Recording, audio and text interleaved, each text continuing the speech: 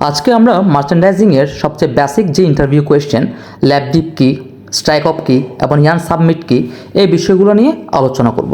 So চলুন শুরু করা যাক। প্রথমে আমরা আলোচনা করব ল্যাব ডিপ নিয়ে। ল্যাব ডিপটা কী জিনিস? এটি মূলত ফেব্রিকের একটি ছোট অংশ, যেটা দিয়ে কালার স্ট্যান্ডার্ড বোঝানো হয়। আরও সহজ ভাষায় যদি বোঝায়, সলিড গ্রাউন্ড ফেব্রিকের উপর কালার স্ট্যান্ডার্ড দেওয়া, এবং যখন এটি বাইরের কাছে শুধুমাত্র কালার অ্যাপ্রুভালের জন্য পাঠানো হয়, তখন এটিকে ল্যাব ডিপ বলা হয়।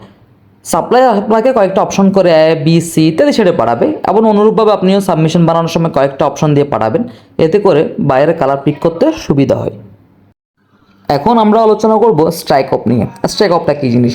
যদি কোনো ফেব্রিকে অল ওভার প্রিন্ট থাকে, সেক্ষেত্রে বায়ারের কাছ থেকে অ্যাপ্রুভালের জন্য সাপ্লায়ার আপনাকে অ্যাকচুয়াল ফেব্রিকের উপর প্রিন্ট করে পাঠাবে, তখন সেটি বাইরের কাছে পাঠিয়ে আপনাকে অ্যাপ্রুভাল নিতে হবে। তার মানে একদম সহজ ভাষায় যদি আপনি মাথায় রাখতে চান, তাহলে সলিড কোনো কিছুর উপর যদি কালার স্ট্যান্ডার্ড হয় সেটা ল্যাব ডিপ, আর সলিড ফেব্রিকের উপর যখন প্রিন্ট বসানো হয় সেটি হয়ে দাঁড়ায় স্ট্রাইক অফ। সবশেষ আমরা আলোচনা করব ইয়ান ডাই নিয়ে। আর ইয়ান ডাই সাবমিটটা কী জিনিস? এটি একটা আলাদা ক্রাইটেরিয়ার জিনিস। ফেব্রিক বুনন হওয়ার আগে সুতা ডাইন করার প্রসেস, অর্থাৎ এই প্রসেসে সাপ্লায়ার আপনাকে ডাইন করা সুতা পাঠাবে, এবং আপনি বায়ারকে ডাইন করা সুতায় পাঠাবেন অ্যাপ্রুভালের জন্য, এবং বায়ার কী করবে? আপনাকে সুতার কালার পিক করে দিবে, এই অনুযায়ী সাপ্লায়ার ফেব্রিক বুনন করবে।